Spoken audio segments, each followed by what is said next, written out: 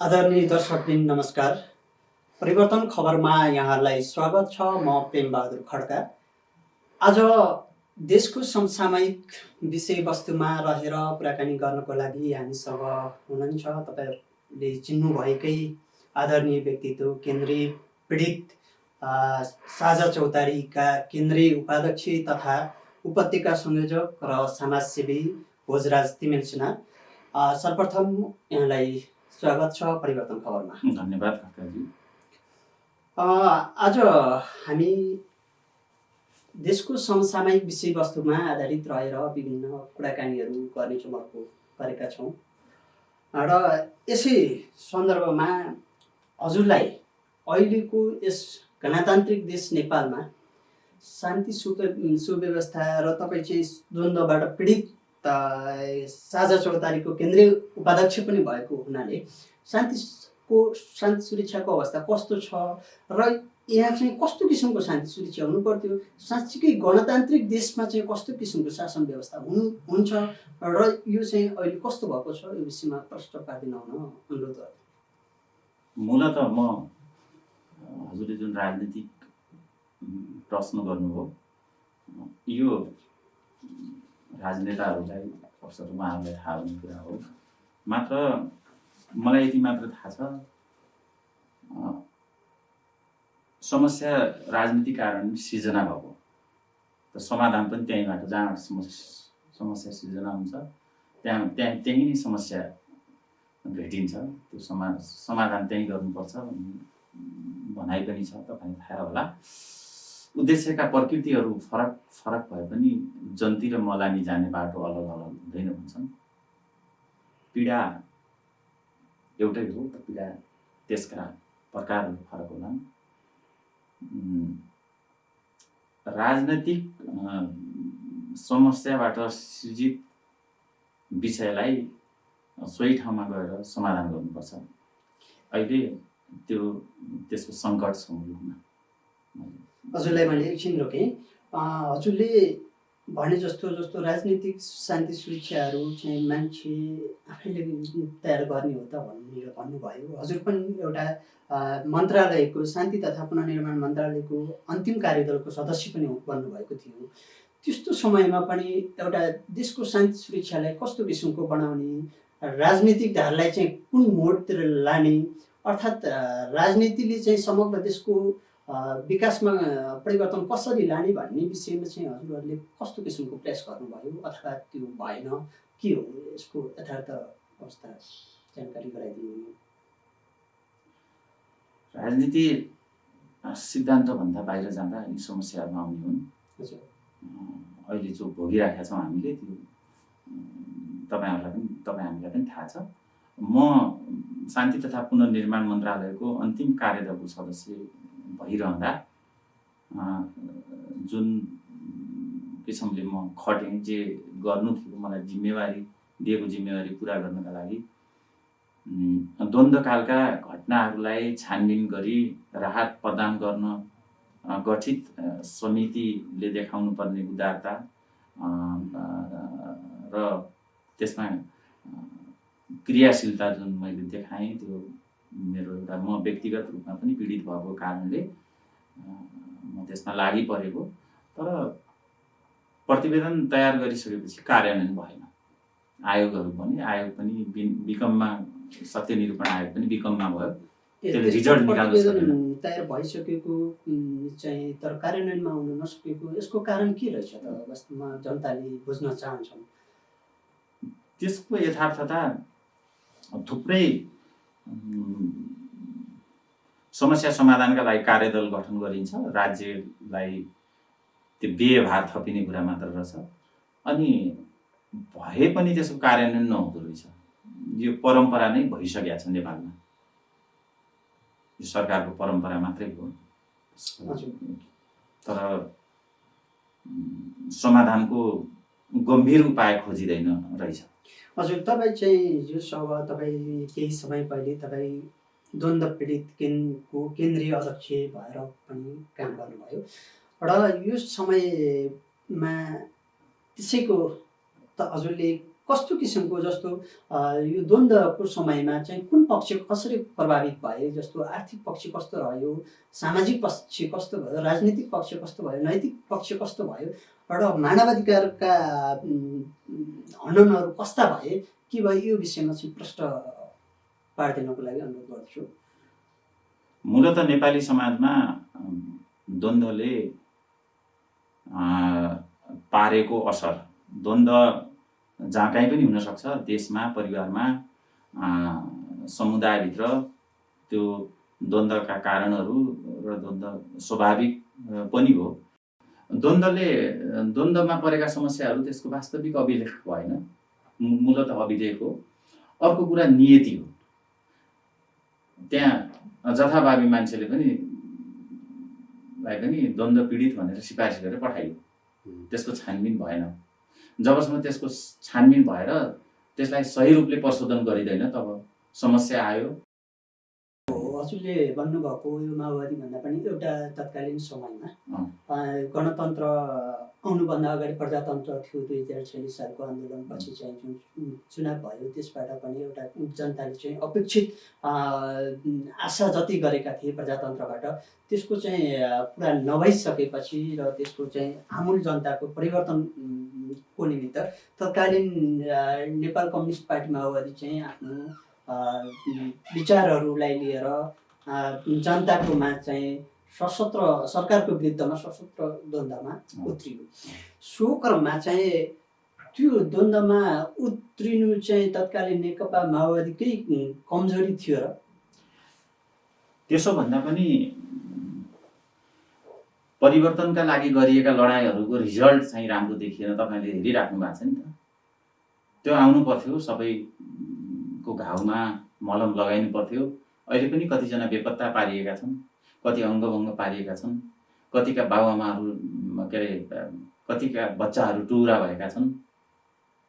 यी सबै कुराहरू हजुरले भन्न खोजेको तत्कालीन समयमा नेपाल कम्युनिस्ट पार्टी माओवादी चाहिँ सही उद्देश्य लिएर जनयुद्धमा निएको थियो र त्यसले चाहिँ एउटा जनताको हकहितको लागि काम गर्ने र हकहितको हुने किसिमको चाहिँ शासन व्यवस्थाको स्थापना गर्ने उद्देश्य लिएको थियो। तर पनि त्यसमा पनि विभिन्न किसिमका एजेन्डाहरू थिए। ती एजेन्डाहरूलाई सही तरिकाले कार्यान्वयन गरिएन, जनतालाई दुख दिन खोजियो भन्न खोज्नु भएको हो हजुरले? त्यही हो नि, सिद्धान्त बिनाको राजनीति चलिरहेछ नि मुलुकमा अहिले। तर तत्कालीन समयको त्यस जनयुद्धले समाजमा सामाजिक रूपान्तरणमा त महत्त्वपूर्ण भूमिका पनि त खेलेको छ नि। कोही मान्छेले जस्तो त्यसैको जनयुद्धकै आडमा एउटा जनयुद्धको आडले पनि त एउटा देशको परिवर्तन त आयो, गणतन्त्र लोकतन्त्र आयो, गणतन्त्र आयो। जबकि अब साम्यवादी गणतन्त्रको चाहिँ हामीले परिकल्पना गर्ने एउटा सपना देखेका छौँ। यद्यपि यो चाहिँ कति कार्यान्वयन भएको छ छैन होइन, त्यो पनि अब कार्यान्वयन हुँदैछ। त्यस कारणले गर्दाखेरि तर पनि यस समयमा चाहिँ विभिन्न दुवै पक्षका पीडित छन्। द्वन्द्व पीडित भन्ने बित्तिकै माओवादी मात्र पनि भएन, सरकारबाट मात्र पनि भएन, दुवै चाहिँ पीडित छन्, दुवै पक्षबाट छन्, किनभने द्वन्द्वको एउटा नियम पनि हो। तर त्यो पीडित कुन पक्षबाट कसरी भयो जस्तो हजुरलाई चाहिँ लाग्छ र कसरी हुन पुग्नुभयो? हजुर पनि स्वयं आफै पनि पीडित छु भन्नुभयो, कुन सेन्समा पीडित हुनुभयो, किन हुनुभयो त? त्यसमा चाहिँ हजुरको कमजोरी थियो कि या त सरकारको कमजोरी थियो कि या त चाहिँ तत्कालीन विद्रोहमा जानुभएका नेपाल कम्युनिस्ट पार्टीको कमजोरी थियो कि या त त्यसभित्र भएका व्यक्तिहरूको चाहिँ एउटा लापरवाही थियो कि के थियो जस्तो लाग्छ हजुरलाई? त्यो त तत्कालीन समयमा कमान्डमा भर पर्ने कुरा पनि हुन्थ्यो होला। म त एउटा सामान्य मध्यमवर्गीय किसान परिवारमा जन्मेको मान्छे हो। मसँग कसैको त्यस्तो किसिमको चाहिँ रिसिपी र कसैका विरुद्धमा त्यस्तो सशस्त्र आन्दोलन गरेको मान्छे पनि होइन। राज्य या माओवादी दुईटै पक्षसँग सरकारको विषय पनि म जस्तो सामान्य एउटा नागरिकको संलग्नता पनि थिएन। जीवन जिउने अधिकार त जो कोहीलाई पनि हुन्छ र मात्र मैले चाहेको कुरा के हो भने द्वन्द्वबाट परेको असरलाई समान रूपले सम्बोधन गरिनुपर्छ। राज्य भएपछि राज्यले आफ्ना नागरिकहरूलाई भेदभाव गर्नु हुँदैन जो कोहीलाई भन्ने कुरा हो। हामी त्यसरी चाहिँ पहिलादेखि नै तत्कालीन सामाजिक सद्भाव बिथोलिनु हुँदैन, सामाजिक न्याय पाउनुपर्छ। हामी सबै भाइचारा दाजुभाइहरू नेपालीहरू एकअर्कामा द्वन्द्व मचाउने काम भयो, प्लेन चाहिँ उडाइयो तर सेफ ल्यान्डिङ भएन। हजुरले भन्न खोज्नु भएको जस एउटा सामाजिक परिवर्तन ल्याउनको लागि हो, त्यो रिजल्ट आएन, विद्रोह चाहिँ भयो, अर्थात् सरकारको विरुद्धमा पनि गइयो, तर रिजल्ट सर्वसाधारण जनताहरूले पनि उहाँहरूले साथ दिनुभयो, तर पनि सकारात्मक परिवर्तन ल्याउन सकेन। अर्थात् चाहिँ साँच्चै गणतन्त्रको आवाज जनताले अहिलेसम्म पनि गर्न पाएका छैन भन्ने एउटा पक्ष। तपाईँले देखिराख्नु भएको छ वितण्डा विद्रोह नै सबै कुराको समाधान होइन, त्यसको उचित निकासका लागि अझै धेरै कुराहरूको आवश्यकता पर्छ। त्यसको लागि मैले केही कुराहरू फेरि जोड्न चाहेँ। यस्तो परिस्थिति छ, भया अवस्थाबाट जनताहरू चाहिँ एउटा भनौँ न पहिले चाहिँ 2007 सालमा चाहिँ राणा शासनको अन्त्य गर्दै प्रजातन्त्रमा चाहिँ स्थापित भए र त्यसैलाई चाहिँ एउटा पञ्चायतलाई पनि 2018 सालमा चाहिँ अब तत्कालीन उसले राजा महेन्द्रले चाहिँ पञ्चायत शासनको घोषणा गरे र 19 देखि चाहिँ संविधानै बनेर चाहिँ पञ्चायत शासनको चल्यो र त्यसपछि पुनः प्रजातन्त्र आयो। त्यसमा पनि किन त्यति लामो समयसम्म चाहिँ राजाले आफ्नो हातमा लिएर पञ्चायत शासन व्यवस्था सञ्चालन गर्दा पनि जनताहरूमा चाहिँ एक किसिमको हामीलाई चाहिँ प्रजातन्त्र भनेको के हो र प्रजातान्त्रिक देशमा चाहिँ शासन व्यवस्था यस्तो हुनुपर्छ भन्ने चाहिँ हाम्रो नेताहरूले किन नबुझेका होला जस्तो लाग्छ।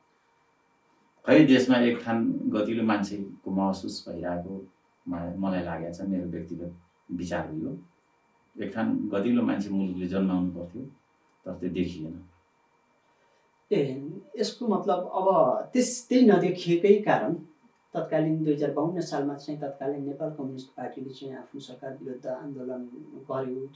यो सशस्त्र जङ्गलमै गएर धेरै दुःख कष्टहरू भोग्दै आफ्ना चाहिँ एजेन्डाहरू ल्यायो। विभिन्न बुर्जुवा शिक्षा पनि भन्ने गरियो।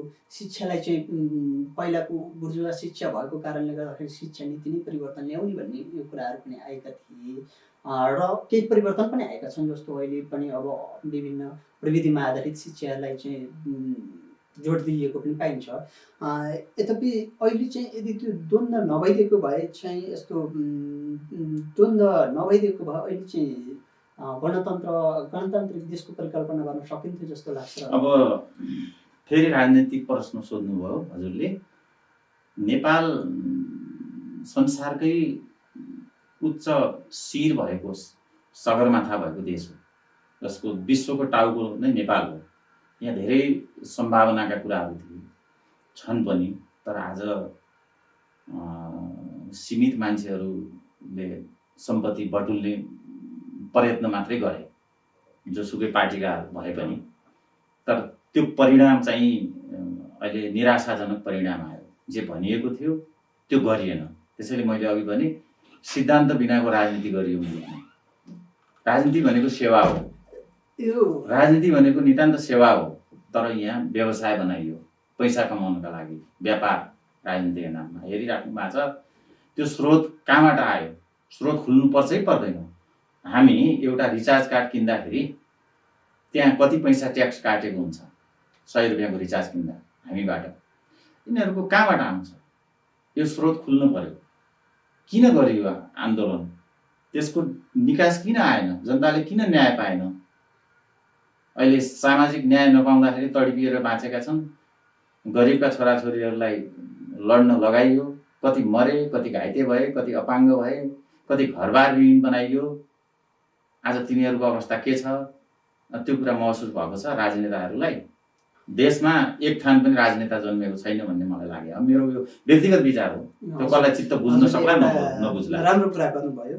हुन चाहिँ हो राजनेताको आवश्यकता त छ, त्यसलाई चाहिँ एउटा नेतृत्व लिनको निमित्त। तर हजुरले भन्नुभएका यस्ता विषयवस्तुहरू त संविधानमा त उल्लेख भएका छन् नि, जस्तो नेपालको चाहिँ बहुभाषिक, बहुधार्मिक, बहुसांस्कृतिक विशेषतायुक्त समान आकाङ्क्षा भएका व्यक्तिहरूको समष्टिगत रूप नै राष्ट्र हो भनेर समेत हामी भन्ने गरिएको छ। यति मात्रै नभएर नेपालको संविधानले नै हाम्रो देशको नागरिकहरूको चाहिँ हक, हित र अधिकारको निमित्त चाहिँ 31वटा त मौलिक हकको व्यवस्था गरिएको छ नेपालको संविधान 2072 को भाग 3 मा भने। यस्तो अवस्थामा पनि तपाईले चाहिँ कार्यान्वयन भएको छैन उहाँ कसरी भन्दै हुनुहुन्छ? त्यो त संविधान त 2046 सालमा संसारकै सबैभन्दा उत्कृष्ट संविधान हो भनेर यी नेताहरूले भनेका हुन्। त्यो संविधानमा 4 अक्षर लेख्दैमा हुँदैन, तर ती नेताहरूको व्यवहार हेर्नु न तपाईँ, त्यहाँबाट थाहा हुन्छ। त्यो लेखेको कुरा लागू भएन भने त्यो लेखेको कुनै अर्थ हुन्छ? एकदम। जस हजुरले एउटा संविधान मात्रै बनेर भएर त्यो चाहिँ एउटा त्यसलाई चाहिँ कार्यान्वयनको पाटोलाई चाहिँ बलियो बनाउनु पर्यो भनेर भन्नुभयो हैन? हो, कानुनपूर्ण रूपमा बनेका कानुनहरू लागू कानुन हुँदैनन् शासनको चाहिँ प्रत्याभूति जनताले प्रत्यक्ष रूपमा गर्न पाउनु पर्यो भन्ने हजुरको एउटा एकदम कुरा रह्यो। यसको कानुनभन्दा माथि कोही पनि हुन पाउनु भएन, कानुनी राज्य हुनु पर्यो भन्ने कुरा हो। तपाईले यस्तो कानुनी राज्यको लागि, सुशासन व्यवस्थापनको लागि चाहिँ एउटा शान्ति तथा पुनर्निर्माण मन्त्रालयको अन्तिम कार्यदलको सदस्य हुँदाखेरि चाहिँ के कस्ता पहलहरू गर्नुभयो, कसरी अगाडि बढ्नुभयो र त्यो के भयो त? त्यसमा चाहिँ किन कार्यान्वयन त भएन, हुन सकेन भन्नुभयो? त्यो कार्यान्वयन हुन योग्य थियो भने किन आम मिडियामा ल्याउन सक्नु भएन त्यस्ता कुराहरूलाई? किन त्यहाँ चाहिँ भित्र चाहिँ द्वन्द्व चाहिँ त्यहाँभित्र गर्न पाएन? सम्पूर्ण द्वन्द्व एउटाले कहिले पनि नकारात्मक बाटो मात्रै पनि लिँदैन, त्यसले चाहिँ एउटा वैचारिक युद्ध त गर्न सकिन्थ्यो नि। त्यसमा चाहिँ तपाईँले कस्तो किसिमको वैचारिक युद्ध गर्नुभयो त? मैले तत्कालीन अवस्थामा गरेका गतिविधिहरू र त्यतिखेर गरेका प्रयासहरू जे छन् त्यो मैले मिडियामा पनि ल्याएको हो। यो कुराको अभाव छ, यो कुराको कमी भयो। अब सिस्टमै पहिलादेखि नै बिगारेको छ, त्यसको उचित निष्पक्ष छानबिन भएको छैन। अनि त्यो एकजना मान्छेले सुधारिने कुरा पनि थिएन। तर मैले मेरो लेभलबाट, मेरो प्रयासबाट धेरै सुधार गर्न खोजेको, समय पनि दिएन। आवश्यक पर्याप्तता, जुन समयको पर्याप्तता हो त्यसको पनि कमी भयो। निष्पक्ष छानबिन गर्नका लागि, राहत प्रदान गर्नका लागि गठित कार्यदलमा अहोरात्र खटेर पनि काम गरेको हो। र हामीले जुन पारिश्रमिक बापत तलब पनि लगिनौँ, त्यो हामी उदाहरण भएर देखाएको हो। हजुर, अब तपाईँ एउटा देशभक्त नागरिक भएको हिसाबले पनि र तपाईँले चाहिँ विभिन्न ठाउँमा नेतृत्व लिएर काम गर्नुभएको हिसाबले पनि तपाईँको विचारमा हाम्रो देशमा शान्ति सुव्यवस्था कायम गर्दै सम्पूर्ण सीमा सुरक्षाहरूलाई पनि व्यवस्थित तरिकाले चाहिँ व्यवस्थापन गर्नको लागि सीमा सुरक्षाहरू नेपाल सरकारले कस्ता किसिमको पहलहरू गरेको छ र नेपाली सेनाको भूमिका कस्तो हुनुपर्थ्यो, नेपाल सशस्त्र प्रहरीको के हुनुपर्थ्यो, यो विषयमा पनि हजुर चाहिँ एउटा सैनिक को विषयमा पनि राम्रोसँग अध्ययन गर्नुभएको र बुझ्नुभएको हिसाबले पनि नेपाली सेनाले चाहिँ सीमा सुरक्षा गर्नको लागि के कस्ता पहलहरू गरेको छ, के कस्ता कार्यहरू गर्नलाई चाहिँ उसले चाहिँ नेपाल सरकारसँग चाहिँ अगाडि बढ्छ जस्तो हजुरलाई लाग्छ? सीमा सुरक्षाका कुरा, अब देशको सीमा, नेपालको सीमा कति हो, त्यसका अभिलेखहरू अन्तर्राष्ट्रिय सङ्ग्रहालयहरूमा पनि राखिएका होलान्। हाम्रो देशको सिमाना कति हो, के सम्झौताहरू भए, के कार्यान्वयन गर्नु पर्थ्यो, के हुँदा आफू राष्ट्रिय रूपमा नागरिक भएको गौरवान्वित हुने अवस्था कति रहला, आफू नागरिक भएर के भूमिका निर्वाह गर्ने, देशलाई कति माया गर्ने भन्ने कुरा त त्यो नेताहरूले बुझ्ने कुरा हो। नेता बलियो भएपछि ऊ निष्पक्ष हुँदा, उसले एकदमै जनताहरूलाई सेवा दिँदा अनि पो त्यहाँ राष्ट्रियता झल्किन्छ त। व्यक्तिगत स्वार्थका लागि मात्र लागि परेका छन्। अनि राष्ट्रियता भन्दा पहिलो त पेट भोको छ भने हजुरले हिमाल सुन्दर देख्दैन भन्छ नि।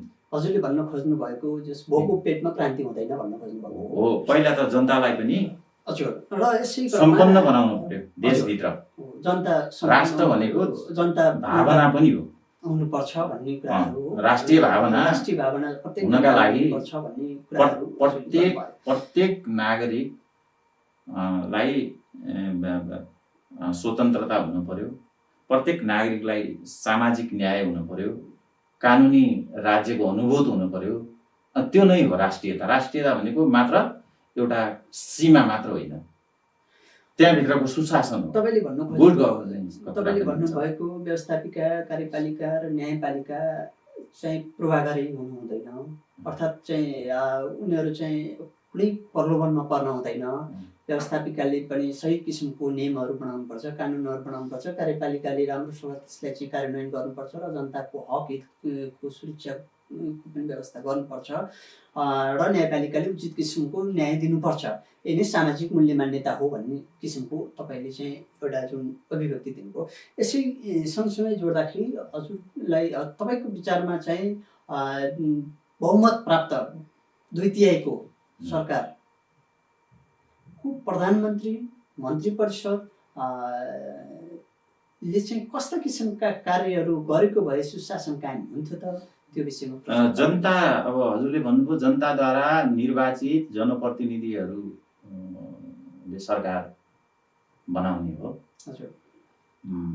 अनि उहाँहरूले बनाउनु भयो। त्यो सरकार बनाउनका लागि मात्रै सरकार होइन, सरकार जनतालाई सर्भिस दिनका लागि हो पहिलो कुरा। त्यो भावना जो हुनुपर्छ राजनेताहरूमा, विधाता अरे। विधाता भनेको विधि निर्माण गर्ने मान्छे, जो मान्छेको ईश्वर भन्छ क्या सांसदलाई, जसले कानुन निर्माण गर्छ, जसले विधायक भन्छ। विधायक भनेको विधाता हो, मान्छेको भगवान हो। अब हेर्नु नि यिनका गतिविधिहरू तपाईँले हेर्नुभयो होला नि। अनि कसरी चाहिँ देश र जनताले यिनीमाथि भरोसा गर्छ? यो उदण्डता हेर्नुहोस्, यो उशृङ्खलता हेर्नुहोस्, यो भ्रष्टाचार हेर्नुहोस् है। तपाईले भन्नु यिनीहरूले हजुरले भन्नु खोजेको कुराहरू सरकारले कहाँबाट अकुत सम्पत्तिहरू कमाए त्यो पनि यसको छानबिन पारदर्शिता हुनु पर्यो। अनि पो चाहिँ देश हुन्छ। अहिले नेपाल संसारभरिकै सबैभन्दा खतम गरिबी, बेरोजगारी, अहिले खाडी मुलुकमा दिनदिनै लासहरू मरेर आएका छन्। सम्भावना, रोजगारका सम्भावनाहरू आफ्नो देशमा कति छन्? हजुरले भन्न खोज्नु भएको नेपालको चाहिँ तराई, पहाड, हिमाल कोही छैन। यसमा चाहिँ कोहीले पनि कुनै पनि ठाउँमा चाहिँ जुन ठाउँमा छ सोही ठाउँका स्थानीय स्रोत साधनहरूलाई अधिकतम रूपमा प्रयोग गर्दै आर्थिक सामाजिक विकास गर्नुपर्छ भन्न खोज्नु भएको र यसको सँगसँगै तपाईँको विचारमा यो सरकारले गरेका सकारात्मक कुराहरूको चाहिँ के हुन सक्छन् जस्तो लाग्छ? किनकि अहिले पन्त यो देशमा चाहिँ मानव विकास सूचकाङ्कमा नेपालको स्तर वृद्धि भइराखेको छ। विश्व समुदायले चाहिँ एउटा भनौँ न एउटा द्वन्द्वको समय जस्तो चाहिँ अहिले आतङ्कित समय छैन। यस्तो विश्वव्यापी रूपमा चाहिँ महामारी चलिरहँदा पनि र भारतले नाका बन्द गर्दा पनि यो सरकार त सफल भएको हो नि त। आखिर भारतसँग पनि झुकेको छैन र अहिले नयाँ नक्सा पनि जारी गर्यो जुन चाहिँ लिपुले कालापानी सहितको। यो त सकारात्मक कुरा होइन र? केही हदसम्म होला, तर समग्रमा राज्य छैन भने राज्यको अनुभूत पाएका छैनन् नागरिकहरूले। त्यसैले तपाईँले हजुरले भन्न खोज्नु भएको कुरा मैले बुझेँ। यो के सरकारले आफ्ना सार्वजनिक सेवा प्रवाह गर्दाखेरि नियमित, विकासात्मक र आकस्मिक तरिकाले गर्नुपर्छ, जसले गर्दाखेरि शिक्षा, स्वास्थ्य, खानेपानी, विद्युत लगायतका सम्पूर्ण कुराहरू चाहिँ हाम्रो देशको नेपाली जनताहरूले चाहिँ प्राप्त गर्न अवसरहरू पाउनुपर्छ भन्ने कुराहरू गर्नुभयो। र त्यसको लागि चाहिँ नेपाल सरकारले विभिन्न किसिमका नीति नियमहरू त तयार गरेको छ नि।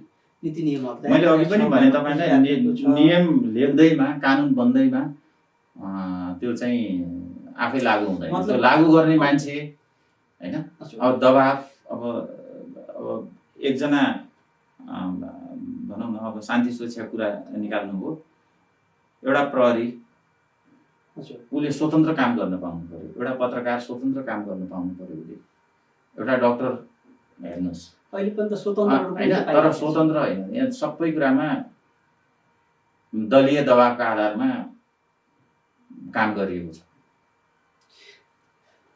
जस हजुरले भन्नु खोजेको कुरा राष्ट्र पुरै फेल भइसकेको छ, पुरै फेल भइसकेको छ, एकदम ठुलो दुर्घटनातिर गइसकेको छ।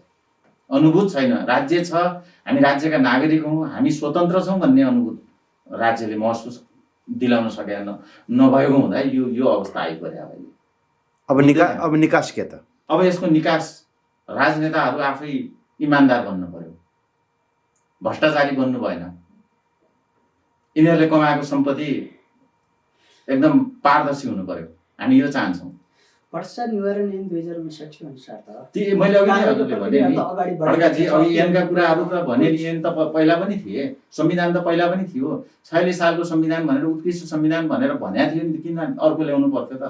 त्यो लेख्दैमा केही पनि हुँदैन के, त्यो मान्छेको सोच राम्रो हुनु पर्यो। खोज्नु भएको विभिन्न अरू क्षेत्र सँगसँगै अख्तियार दुरुपयोग अनुसन्धान आयोग नै पनि अलिकति भ्रष्टाचारको दलदलमा फसेको छ भन्न खोज्नु। अख्तियार स्वयं आफै राजनीति नियुक्ति हो, संवैधानिक अङ्गहरू हुन्, उनीहरूले राजनेताहरूले नियुक्ति गर्छन्।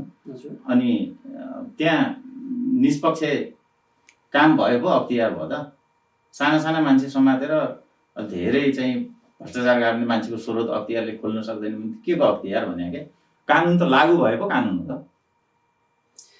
हजुर, अब जस हजुरले विभिन्न किसिमका राजनीतिक कुराहरू, द्वन्द्व पीडितका कुराहरू र द्वन्द्वमा भएका विभिन्न घटनाक्रमहरूको विषयमा पनि जानकारी दिनुभयो। र अन्तमा हजुरलाई चाहिँ एउटा प्रश्न, यो तपाईँको संयोजकत्वमा माइती घरमा भएको एउटा ठुलो झन्डा राख्नु भएको छ, जुन यो राष्ट्रप्रेमी कार्य हो, यो चाहिँ एउटा पहिचान हो, एउटा इतिहास हो। इतिहास कहिले पनि मर्दैन, इतिहास जीवन्त राख्ने एउटा उदाहरणीय काम गर्नुभएको छ। यो कसरी, कुन प्रेरणाबाट चाहिँ हजुरले गर्नुभयो? हजुर चाहिँ सरकारमा हुँदा गर्नुभयो, सरकारलाई चाहिँ सरकारको कार्यपालिकाभित्र रहँदा गर्नुभयो, अथवा कार्यपालिका बाहिर रहेर चाहिँ एउटा नागरिकको हैसियतबाट गर्नुभयो, कि एउटा राजनीतिक स्वार्थको हिसाबले गर्नुभयो, कि आफ्नो नाम रहोस् भनेर गर्नुभयो? हामीले देशका विभिन्न ठाउँमा राष्ट्रिय झन्डाहरू फहराइराखेका छौँ।